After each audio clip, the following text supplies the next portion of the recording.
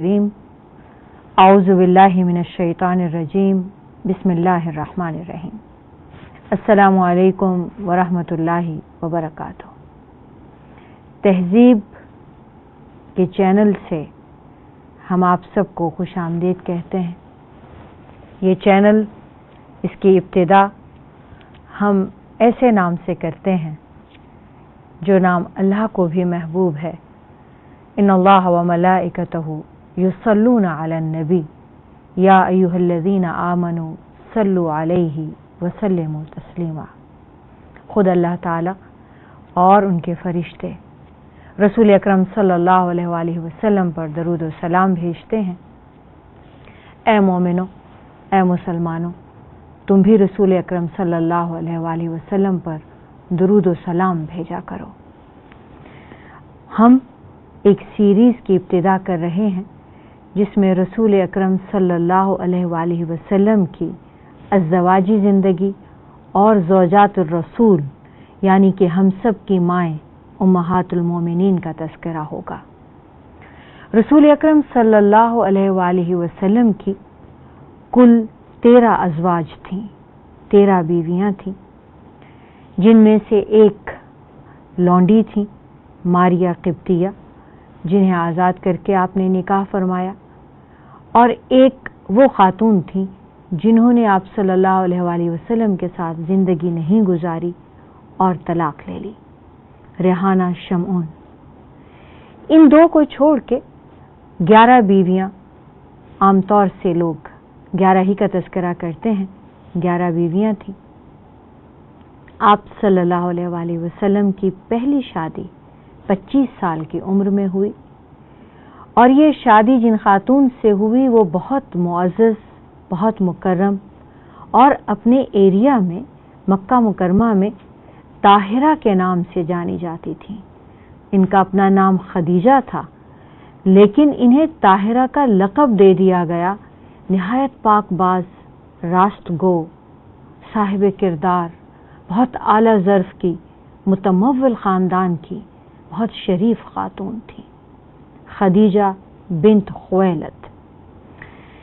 آپ صلی اللہ علیہ وآلہ وسلم کی شادی ان سے سیدہ خدیجہ کے کہنے پر ہوئی۔ یہ نکاح کا پیغام اس خاتون نے خود بھیجا۔ یہ ہماری مسلمانوں کی پہلی اماں، اور سب سے بڑی بات یہ ہے کہ ایک خاتون کو یہ شرف اور فخر حاصل ہے کہ رسول اکرم صلی اللہ علیہ وآلہ وسلم پر ایمان اس کائنات میں سب سے پہلے جو ہستی لائی وہ ایک خاتون تھی، اور وہ یہی خاتون تھی سیدہ خدیجہ۔ یہ مکہ کے سردار کی بیٹی تھیں جو ایک بہت بڑے تاجر تھے، اور انہوں نے ہمیشہ روپے کی ریل پیل دیکھی۔ تجارت میں اپنے والد سے مشورہ کیا کرتی تھیں، والد ان سے مشورہ لیا کرتے تھے، والد ان کی ذہانت اور فطانت سے بہت مرعوب تھے، اور جب کبھی بت پرستی کا عام رواج تھا، جب کبھی وہ جایا کرتے تھے بڑی بڑی محفلوں میں، بڑی بڑی مجلسوں میں، جہاں کوئی بھی اس طرح کا تہوار چل رہا ہو تو وہ سیدہ کو ساتھ لے جایا کرتے تھے۔ بہت خوبرو تھی، بہت اعلیٰ عمدہ گفتگو فرماتی تھی، اور جب کبھی ان کا کوئی رشتہ آتا تھا ان کے والد کو پسند ہی نہیں آتا تھا، کہا کرتے تھے کہ ان کے لائق مجھے کوئی مرد ملتا ہی نہیں۔ یعنی وہ اس قدر اعلیٰ اور عرفہ خاتون تو تھیں ہی، مگر والد کی بے انتہا محبت بھی دیکھیے کہ انہیں کوئی مرد بھی اپنی بیٹی سے نکاح لائق معلوم ہی نہیں ہوتا تھا، محسوس ہی نہیں ہوتا تھا۔ اس زمانے کے سب سے بڑے عالم ورقہ بن نوفل تھے، جو عیسائی مذہب کے اس زمانے کے سب سے بڑے عالم مانے جاتے تھے۔ یہ ان کے کزن تھے، چچا زاد بھائی تھے۔ ان کے ساتھ نکاح کا پروگرام ہوا۔ ورقہ بن نوفل کو یہ بہت پسند تھی، ان کو بھی وہ ٹھیک لگے، لیکن کچھ ایسا ہوا کہ بات بن نہیں پائی، ان کا نکاح ان سے ہو نہیں پایا، ورنہ ان کے والد کو صرف وہی پسند آئے۔ پھر ان کی شادی ایک صاحب سے ہوئی جن کا نام ابو حالہ بن زرارہ نباش سے ہوئی۔ یہ تمیمی قبیلہ کے سردار تھے اور کچھ ہی دنوں میں ان کی وفات ہو گئی۔ ان سے ان کے 2 عدد بیٹے پیدا ہوئے۔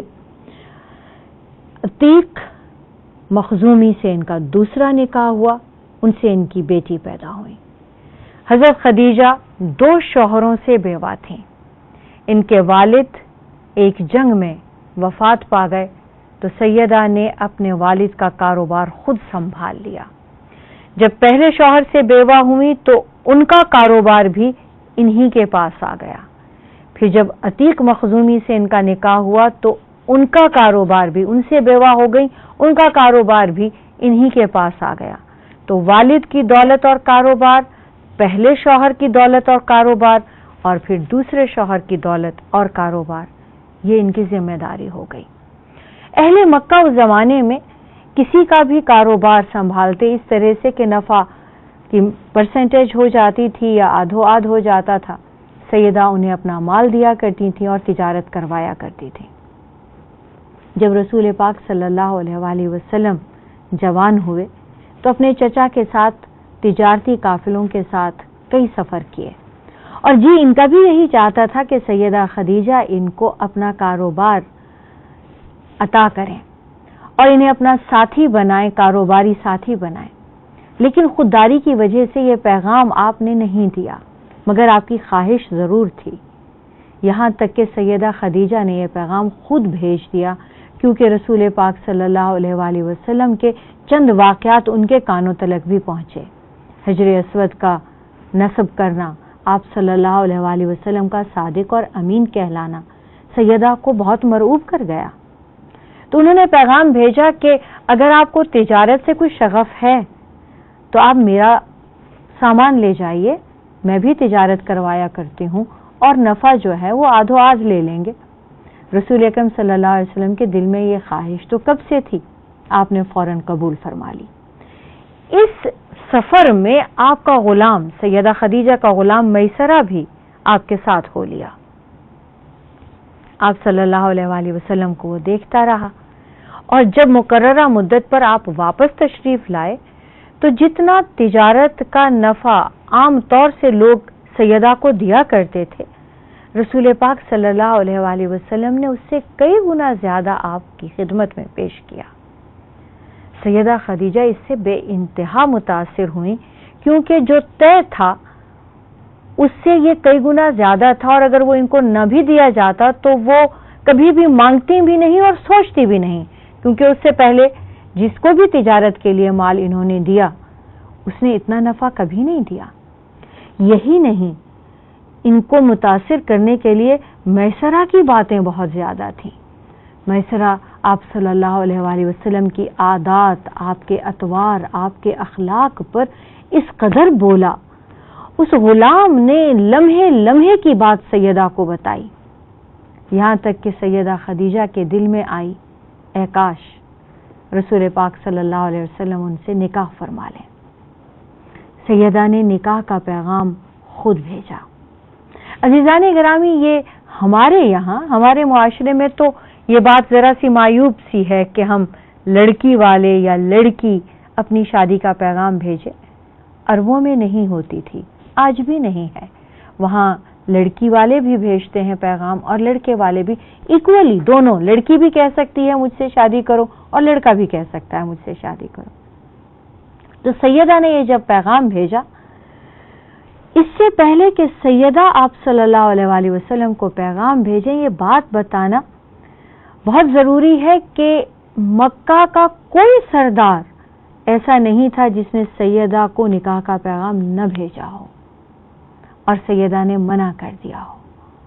یہاں تک کہ جب آپ صلی اللہ علیہ وآلہ وسلم کو پیغام بھیجا تو آپ خوشی سے حیران ہو گئے اور اپنے چچا کی طرف دیکھ کر کہنے لگے کہ واقعی وہ مجھ سے نکاح کرنا چاہتی ہیں۔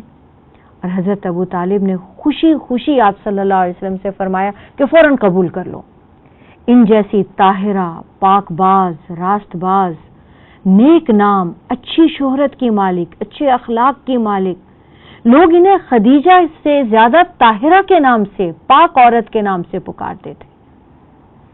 آپ صلی اللہ علیہ وآلہ وسلم نے خوشی خوشی پیغام قبول فرما لیا۔ سیدہ کی طرف سے ان کے ایک چچا وکیل بنے، اور آپ صلی اللہ علیہ وآلہ وسلم کی طرف سے حضرت ابو طالب آپ کے سرپرست بن کے آپ کے نکاح کو لے کر گئے۔ حضرت حمزہ بن عبد المطلب اور حضرت ابو طالب دونوں نے دعوت کا اہتمام کیا، 500 درہم مہر قرار پایا، اور یوں سیدہ 3 بچوں کے ساتھ خدیجہ بنت خویلد آپ صلی اللہ علیہ وآلہ وسلم کے نکاح میں آئیں۔ یہ پہلا نکاح تھا، یہ رسول اکرم صلی اللہ علیہ وآلہ وسلم کا پہلا نکاح تھا۔ آپ کی عمر اس وقت 25 ایئرز تھی، اور سیدہ خدیجہ رضی اللہ تعالی عنہا کی عمر اس وقت 40 ایئرز تھی۔ عزیزان گرامی، ایک انسان کے اخلاق، عادات اور اطوار کا علم اس کے گھریلو معاملات سے ہوتا ہے، اس کی خانگی زندگی سے ہوتا ہے۔ رسول اکرم صلی اللہ علیہ وآلہ وسلم کو آگے چل کر اپنی پوری زندگی تبلیغ کے نام کر دینا تھی، اللہ کے حکم کو پھیلانے میں لگا دینا تھی، تو اللہ تعالیٰ نے ان کے لیے اس ہستی کو چنا جو اس میں معاون و مددگار ثابت ہو سکتی تھی۔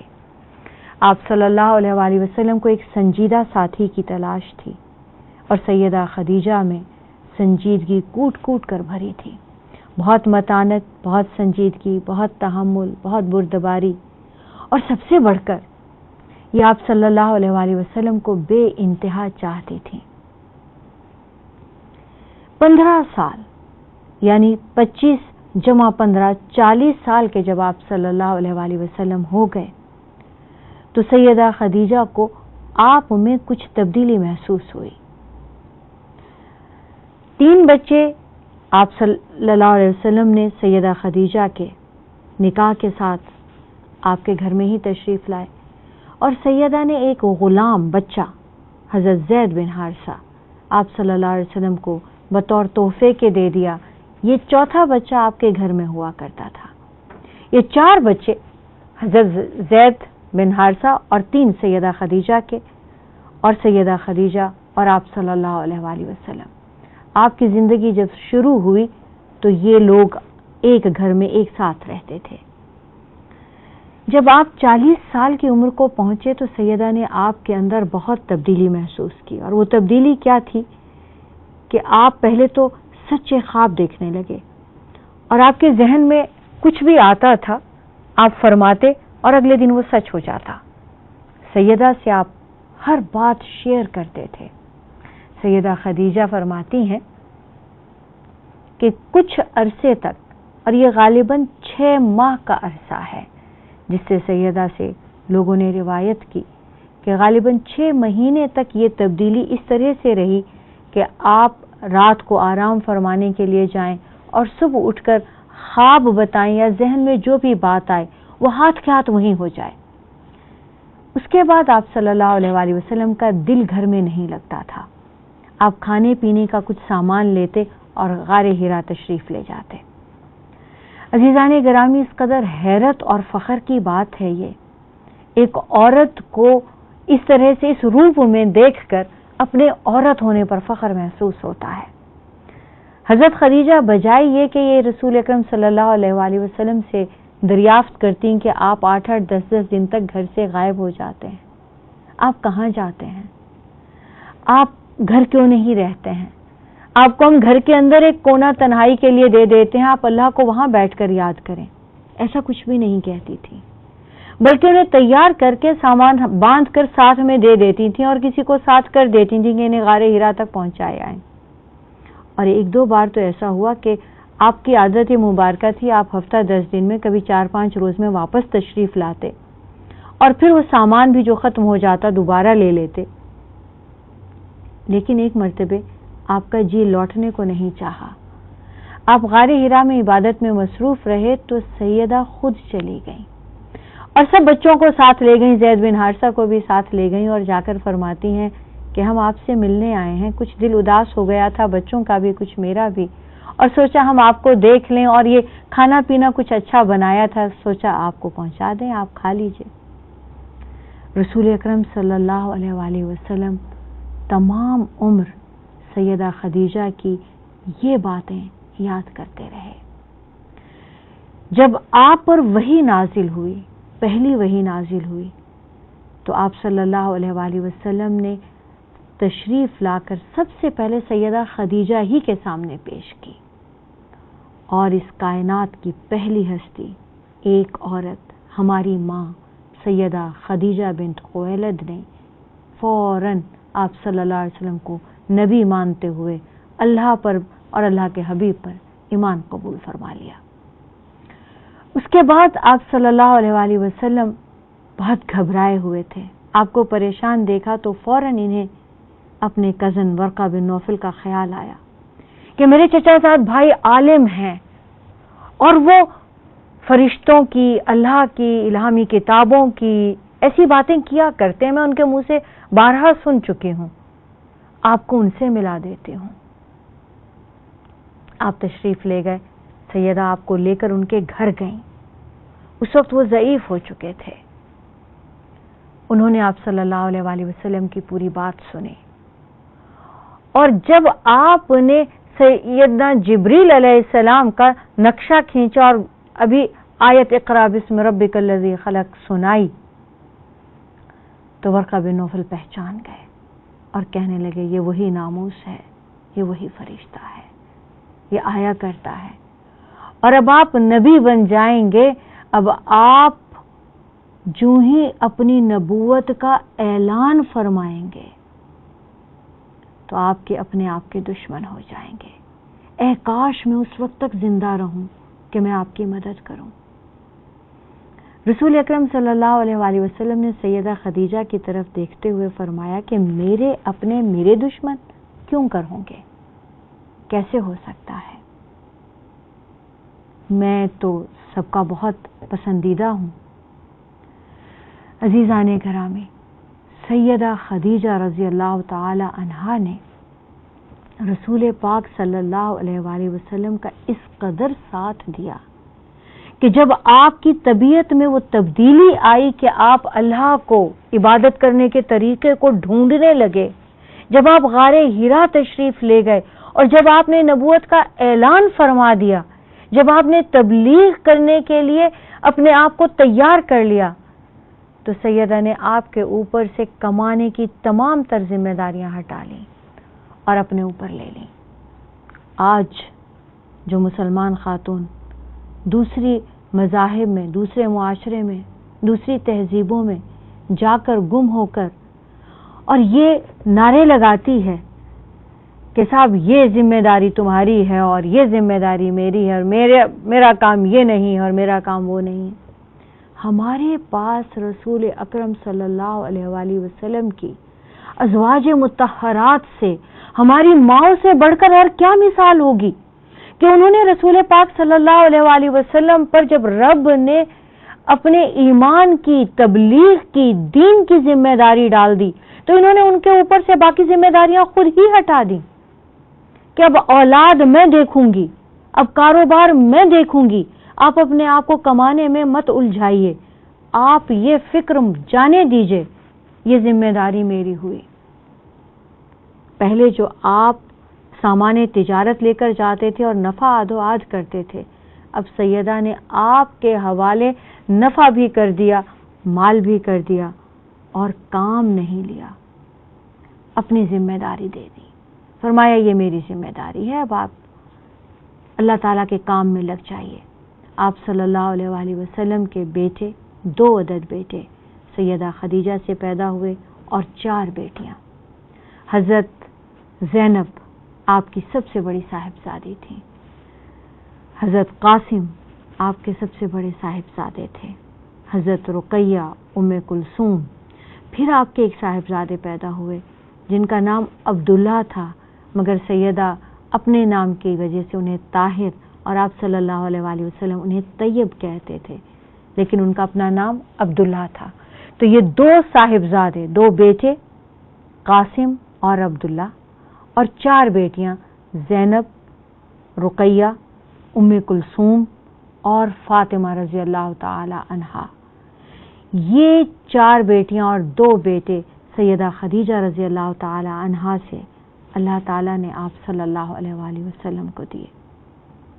بہت عرصے کے بعد ایک مرتبہ سیدہ عائشہ فرماتی ہیں کہ مجھے زندگی میں کسی سے کبھی رشک نہیں ہوا، ہاں اگر کبھی ہوا تو سیدہ خدیجہ سے ہوا، اور ایک مرتبہ میں نے اس رشک کے عالم میں رسول پاک صلی اللہ علیہ وآلہ وسلم سے کہہ ہی دیا، یا رسول اللہ آپ ابھی بھی ان کو یاد کرتے ہیں، اس قدر آپ سے بڑی تھیں، آپ کو اللہ نے اتنی پیاری اتنی اچھی ان سے بہتر بیویاں دی ہیں، مگر آپ ہیں کہ انہیں بھولتے ہی نہیں۔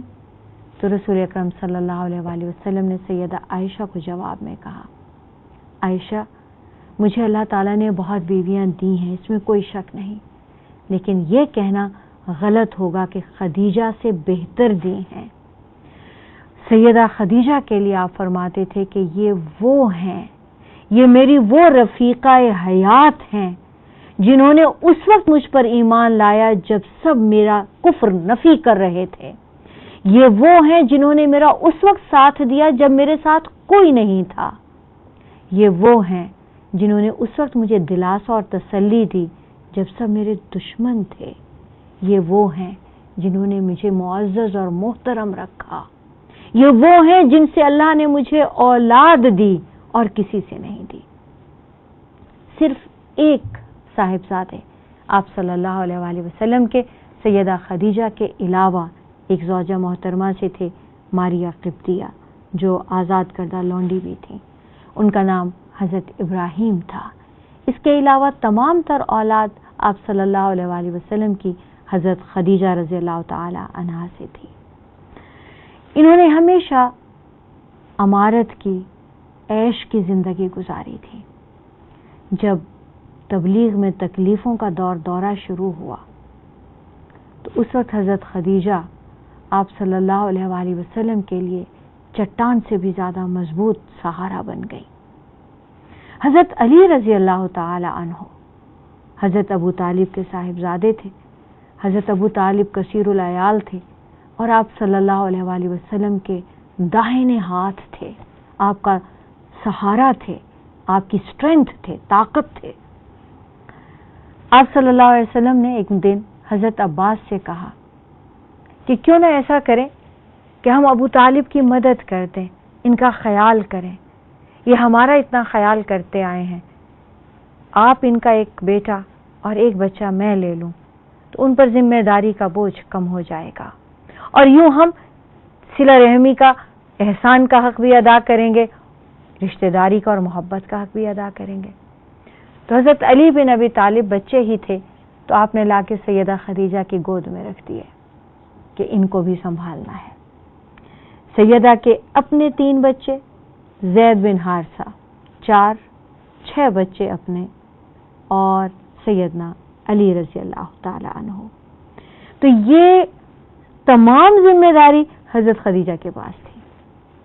آپ صلی اللہ علیہ وآلہ وسلم کے 6 بچے، حضرت علی آپ صلی اللہ علیہ وآلہ وسلم کے لائے ہوئے اپنے اولاد کی طرح بچے، 7 یہ اور 4 وہ، 11 بچوں کے ساتھ حضرت خدیجہ رہتی تھی، ان سب کی دیکھ بھال کرتی تھی، یہاں تک کہ کفار نے آپ کا سوشل بائیکاٹ کر دیا، قطع تعلق کا اعلان کر دیا۔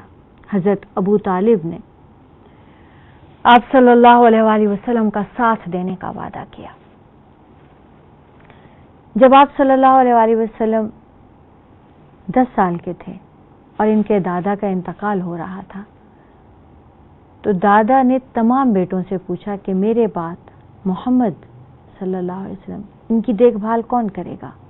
تو تمام بیٹوں نے کہا ہم کریں گے، مگر حضرت ابو طالب کو ان کے دادا نے چنا، اور اس کی وجہ یہ بھی تھی کہ وہ حضرت عبداللہ جو آپ صلی اللہ علیہ وسلم کے والد محترم تھے، ان کے سگے بھائی، ایک والدہ کے 2 بیٹے تھے، اور دوسرے حضرت ابو طالب میں بے انتہا شفقت اور رحمت کا جذبہ تھا۔